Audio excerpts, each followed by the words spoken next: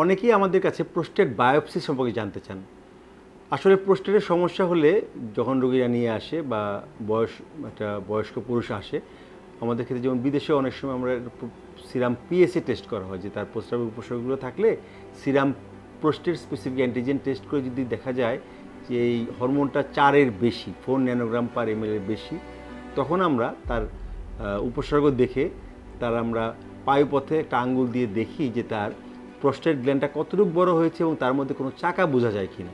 যদি ওখানে কোনো চাকা বা নডিউল পাওয়া যায় এবং সেরাম পিএসএ 4 থাকে, তখন আমরা রোগীকে প্রোস্টেট বায়োপসি করতে বলি। এবং এইটা মূলত আমরা করতে চাই যে তার ওই প্রোস্টেট গ্ল্যান্ডের মধ্যে কোনো ধরনের ক্যান্সারের জীবাণু আছে কিনা।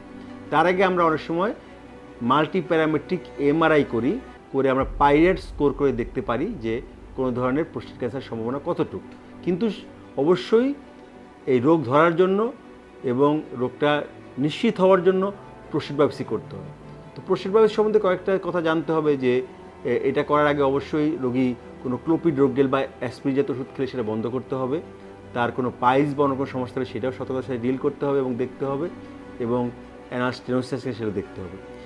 প্রোস্টেট বায়োপসিটা আমরা আল্ট্রাসাউন্ড গাইডেড করতে পারি, কোথায় তার চাকাটা আছে, কোথায় নডিউল আছে সেটা দেখতে পারি। এমআরআই গাইডেড বা ফিউশন বায়োপসিটাকে বলি আমরা, এমআরআই টেমপ্লেটের আমরা দেখি যে কোথায় কোথায় তার একটা hypo intense hyper intense area সেটা দেখে আমরা করতে পারি। দেখে আমরা সেখান থেকে আমরা সাধারণত রাইট লোব লেফট লোব থেকে 6-12টা স্যাম্পল নেই, অনেক সময় 9টা 18টাও নেই। যদি এখানে আমরা দেখি যে আমরা কোথায় থেকে নিচ্ছি, আমরা কি বেজ, মিড জোন নাকি অ্যাপেক্স থেকে নিচ্ছি, সেটা দেখে আমরা সেটাকে পরীক্ষা করি। পরীক্ষা করে অনেক সময় যদি আমাদের ক্যান্সার আসে, সেক্ষেত্রে আমরা দেখি তার গ্লিসন স্কোর কত, স্কোর দেখে আমরা তখন আমাদের ট্রিটমেন্ট করতে সুবিধা হয়।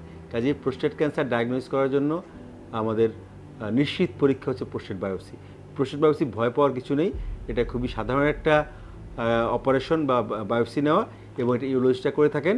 এবং অবশ্যই আপনার ইউরোলজিস্ট যদি প্রোস্টেট বায়োপসির কথা বলে, সেক্ষেত্রে আপনার সেটা বুঝে শুনে সেটা মত দেওয়াটাই উত্তম। না হলে প্রোস্টেট ক্যান্সার ধরতে বিলম্ব হতে পারে এবং বিলম্বে চিকিৎসাটা ব্যয়বহুল, সময় সাপেক্ষ এবং পুরোপুরি অনেক সময় রোগ থেকে মুক্তিও পাওয়া যায় না।